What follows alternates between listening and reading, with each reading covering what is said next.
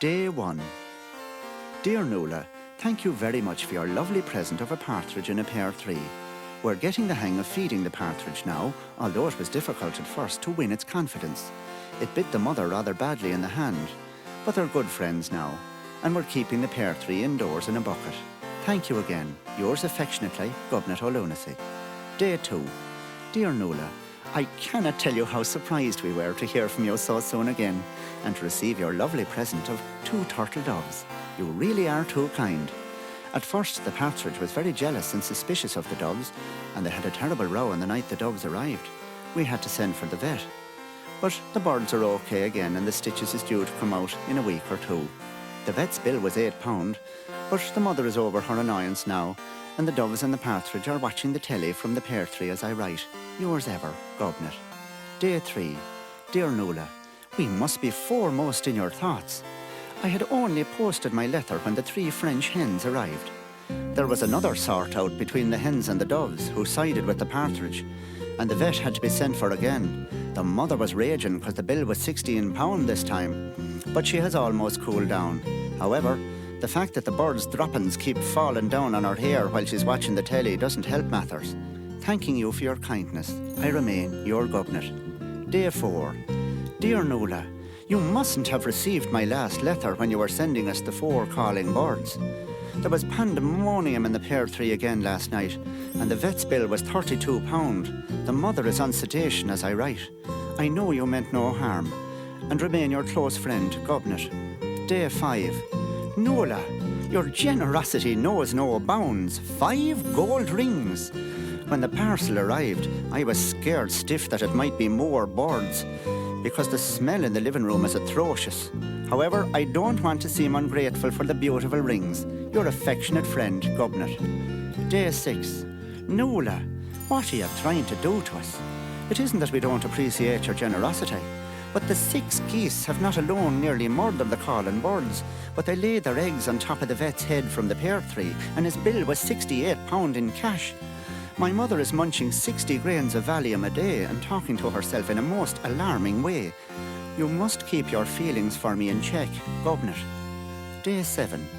Nuala, we are not amused by your little joke. 7 swans a-swimming is a most romantic idea, but not in the bath of a private house.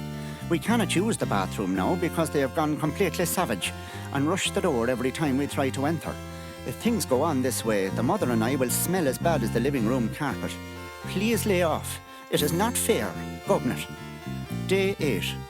Nuala, who the hell do you think gave you the right to send 8 hefty maids of milking here to eat us out of house and home? Their cattle is all over the front lawn and has trampled the hell out of the mother's rose beds. The swans invaded the living room in a sneak attack, and the ensuing battle between them and the calling birds, turtle, doves, French hens and partridge made the Battle of the Somme seem like Wanderley Wagon.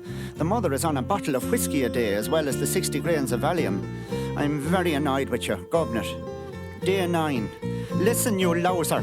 There's enough pandemonium in this place night and day without 9 drummers drumming, while the 8 flaming maids of milking is beating me poor old alcoholic mother out of her own kitchen and gobbling everything in sight. I'm warning you, you're making an enemy of me, Gobnet. Day 10. Listen, manure face.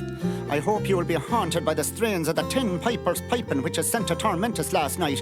They were aided in their evil work by those maniac drummers, and it wasn't a pleasant sight to look out the window and see 8 hefty maids of milking pogoing round with the ensuing punk rock uproar. My mother has just finished her 3rd bottle of whiskey on top of 124 grains of Valium. You'll get yours, Gobnet O'Lunacy. Day 11. You have scandalised my mother, you dirty Jezebel.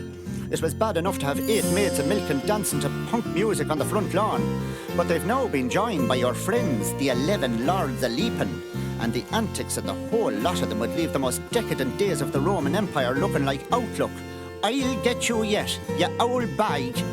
Day 12. Listen, slurry head, you have ruined our lives. The 12 maidens dancing turned up last night and beat the living daylights out of the 8 maids of milking, because they found them carrying on with the 11 Lords of Leaping.